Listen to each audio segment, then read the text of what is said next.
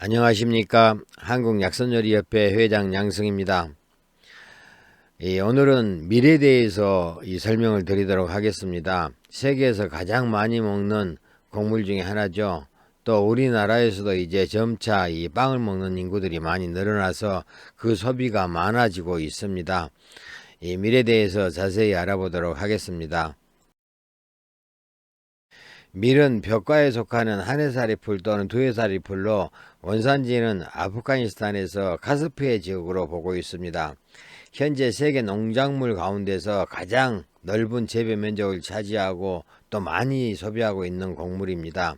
쌀하고 옥수수와 함께 세계 3대 식량에 해당이 되죠. 이 밀은 농업의 기원과 함께 재배된 가장 오래된 곡물이라고 합니다. 밀의 원형은 BC 7000년대 이미 유프라테스 강 유역에서 자라고 있었다고 합니다. 석기시대에 이미 유럽과 중국에서 널리 재배된 것으로 이렇게 추정을 하고 있습니다. 건조한 지역에서 자란 밀은 대개 경질밀이라고 해서 단백질이 11에서 15% 정도 함유되어 있는데 글루텐 함량이 좀 풍부해서 빵 만드는데 적합하고, 약간 습한 지역에서 자란 밀은 연질밀이라고 해서 단백질 함량이 8에서 10% 정도 되기 때문에 케이크나 쿠키 만드는 데 적합하다고 합니다. 이 밀가루는 글루텐 함량에 따라서 뭐 강력분, 중력분, 박력분으로 나눠서 이렇게 활용을 하고 있습니다. 밀의 역사를 보겠습니다. 스칸디나브 반도 쪽이니까 메소포타미아 지역에서 시작되어 가지고 기원전 6500년경에 그리스, 키프로스, 인도로 이렇게 전파가 되었고, 기원전 3000년경에는 스칸디나비아 제도하고 중앙아시아로 이렇게 전파가 되었다고 합니다.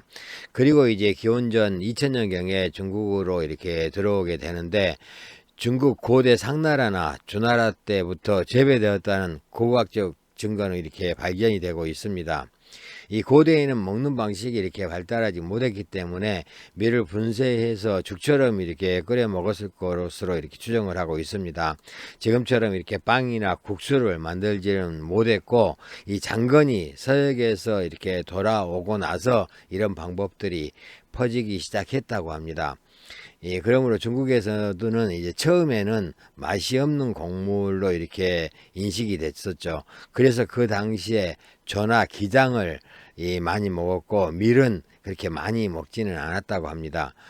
춘추 전국 시대를 거치면서 밀의 재배가 좀 많아졌는데, 이것은 이제 조나 기장을 여름에 심어서 가을에 거두고 나면은 이제 겨울에 땅이 노니까 그때 밀을 심어서 이 봄에 걷는 그런 이모작을 할 수 있어서 이 밀의 어떤 그 수확이 좀 늘어났다고 합니다.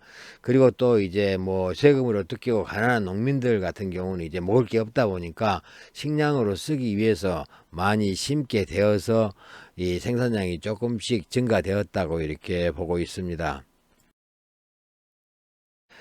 현재 밀의 최대 생산국은 중국이고, 이 한자로는 밀을 소맥이라고 이렇게 부릅니다. 주요 생산국을 보면은 미국, 러시아, 인도, 우크라이나, 프랑스, 캐나다, 카자흐스탄, 터키 등이 있습니다. 이 우리나라에는 인도하고 중국을 거쳐서 전래된 것으로 이렇게 추정이 되는데, 평남 대동구 밀임리에서 발견된 밀은 BC 200년 경으로 이렇게 추정을 하고 있고, 그 밖에 경주 반월성지, 부여의 부소산 백제 군량창고의 유적지에서도 이 탄화된 밀이 발견된 것으로 봐서 삼국시대에 이미 재배됐다는 것을 알 수가 있습니다. 일본의 밀 재배 역사도 이 3, 4세기경에 한국에서 전래되었다는 그런 사실로 봐서 이 한국의 밀의 재배 역사가 상당히 오래됐다는 것을 알 수가 있습니다. 이 고려도경에 보면은 고려에는 밀이 적어 화북지방에서 수입하고 있으며 밀가루의 값이 매우 비싸서 잔치때가 아니면 먹지 않는다는 내용이 이렇게 기록되어 있습니다. 당시에 우리나라에서는 생산량이 많지 않았던 것으로 이렇게 추정이 됩니다.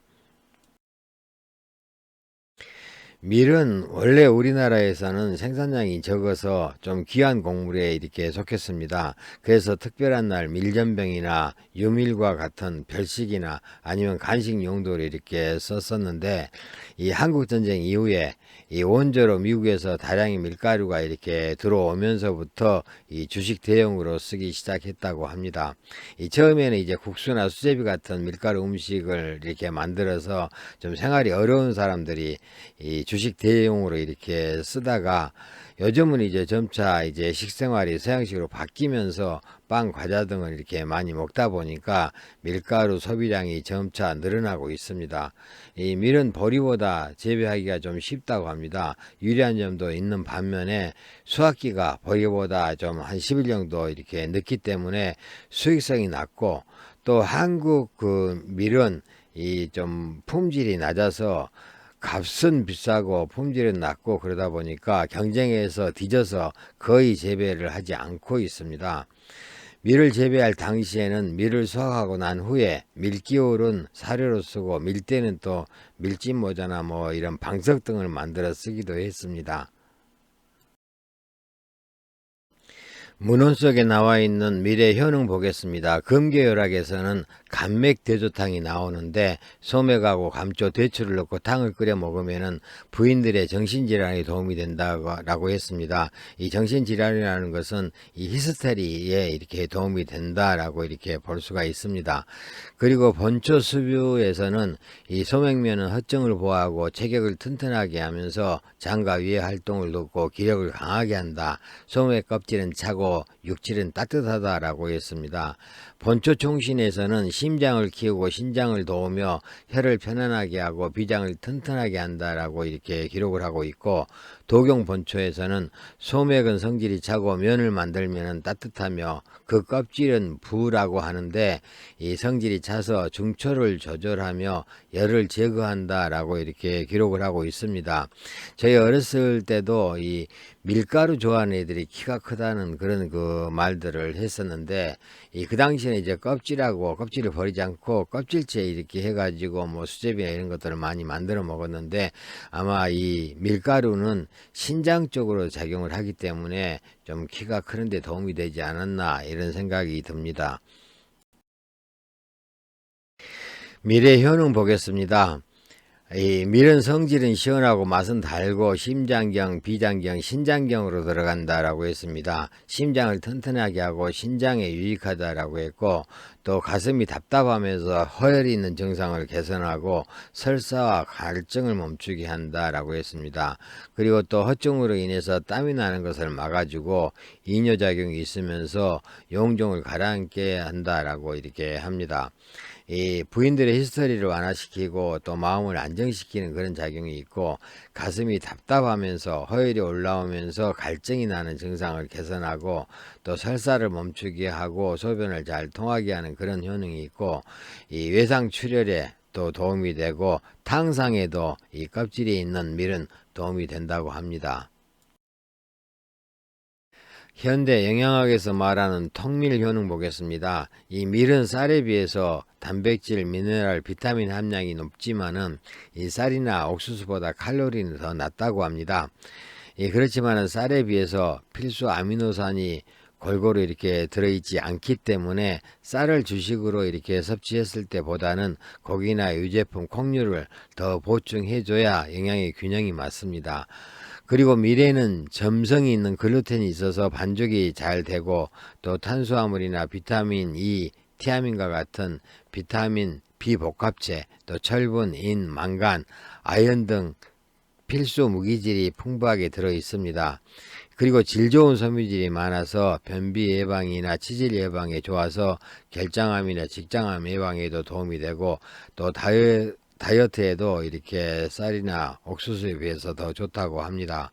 그리고 또 폴리페놀 성분이 함유되어 있어서 활성산소를 제거하기 때문에 노화 예방에도 도움이 되는 것으로 이렇게 알려져 있습니다.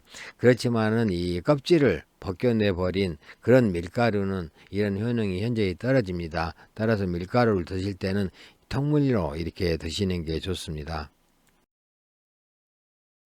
밀가루 주의사항 보겠습니다. 수식어음식보에서는 남방의 낮은 지역의 밀은 점성이 강해서 습열을 돋기 때문에 유행성 학질이나 이질, 감적, 각기병, 비대증, 급성 장염, 간 이통이 있는 사람들은 금해야 한다라고 이렇게 기록을 하고 있습니다. 이 밀을 너무 많이 먹게 되면은 기운이 융기해서 기체 증상이 나타날 수가 있고 또 갈증을 일으킬 수가 있습니다. 특히 습열이 많은 사람들이 많이 먹으면 좋지 않다고 합니다. 밀가루 음식을 너무 많이 먹으면 그래서 기체 증상 때문에 속이 더부룩해질 수 있습니다. 또 밀에 포함된 글루텐은 일부 민감한 사람들에게는 그 알레르기를 일으킬 수도 있기 때문에 주의하시는 게 좋습니다. 밀을 이용해서 만든 약선 보겠습니다. 양로 봉친서에서는 이 소맥, 감초, 백합, 생지황, 대추, 생용골 이렇게 넣고 이제 탕을 끓여서 따뜻하게 복용한다라고 했는데 여기서 생용골은 이제 오래 끓여야 되기 때문에 먼저 한두 시간 끓이고 나서 다른 재료를 넣고 끓여서 이렇게 복용하는 게 좋습니다. 심계, 즉 가슴이 두근거리거나 불면증에 효과가 있다고 합니다. 또 양로 봉친서의 다른 그 약선으로는 소맥, 통초를 넣고 끓여 마신다고 했는데 이 노인들이 소변이 잘 나오지 않으면서 몸에 열이 나고 복부가 더부룩한 증상에 도움이 된다고 합니다. 또 음식 병록에서는 이 소맥, 쌀, 대추를 넣고 죽을 끓여 먹으면은 심계, 정신불안, 실면, 자한, 도안에 도움이 된다고 이렇게 기록을 하고 있습니다. 음선정유에서도 소갈병에는 밀을 깨끗이 씻어서 밥을 짓거나 죽을 끓여 공복에 먹는다라고 했고 또 이 음선정유 또 다른 그 약선으로는 설사나 위장장애에는 밀가루 500g을 노릇노릇하게 볶아서 매일 빈속에 한 스푼씩 따뜻한 물에 마신다라고 했습니다. 밀을 이용해서 만든 명근하고 부소맥 보겠습니다. 이 명근은 이 소맥면과 밀기호를 물에 담가서 점성이 있는 점액질을 뽑아서 만든 빵인데 굉장히 쫄깃쫄깃하고 질깁니다. 그 효능은 성질은 차고 맛은 달면서 속을 편안하게 하고 열을 내리며 갈증을 해소한다라고 합니다. 그리고 또 부소맥 같은 경우는 밀쭉정이를 이렇게 말리면은 이렇게 오그라드는데 이것을 물에 담그면은 이 물에서 뜨기 때문에 뜰 부자를 써서 부소맥이라고 합니다. 이 부소맥 같은 경우도 이제 성질은 차고 맛은 달면서 짜고 또 효능은 열을 내리면서 기운을 만들어주며 자한이나 도안에 효과가 있다고 합니다. 자, 밀을 이용해서 만든 그게 대표적인 게 빵이죠. 굉장히 이 다양한 빵들을 만들어서 지금 먹고 있고 또 굉장히 맛도 좋게 잘 만들고 있습니다. 그렇지만은 이제는 그 밀가루보다는 이렇게 통밀로 만든 이런 그 빵들을 많이 드시기 바라겠습니다.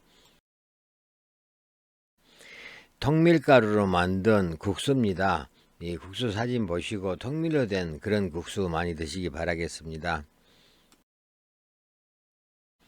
옛날에 간식으로 많이 먹었던 수제비입니다. 통밀로 만든 수제비 사진입니다. 통밀로 만든 쿠키 사진입니다. 통밀로 이렇게 쿠키 만들어도 맛이 괜찮습니다. 밀에 대해서 설명을 드렸습니다. 밀의 효능은 또 쌀하고 또 약간 또 다른 면이 있기 때문에 여러분들이 비교해 보시고 우리 주식은 쌀이지만은 그래도 이제 가끔씩 빵을 먹을 때는 이 통밀로 된 그런 그 빵을 드시면은 아마 여러분들 건강에 더 좋을 것이라는 생각이 듭니다. 감사합니다.